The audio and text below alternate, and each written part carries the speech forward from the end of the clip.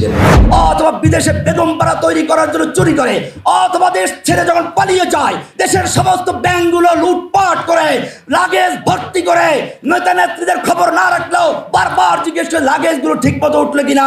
এটা ওই ভিআইপি চোরদের জন্য যারা দেশ ছেড়ে পালিয়ে যাওয়ার পরেও তাদের ব্যাংকের লকার খুলে 832 ভরি স্বর্ণ পাওয়া যায়। মানবাধিকারের যত স্লোগান এই পর্যন্ত কেউ দিয়েছে, আমি চ্যালেঞ্জ করতে বলি কোরআনের এই আয়াতের সঙ্গে দুনিয়ার কোনো মানবাধিকারের স্লোগান টিকতে পারে না।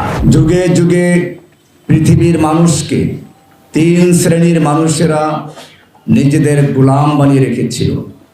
একদল হচ্ছে শাসক।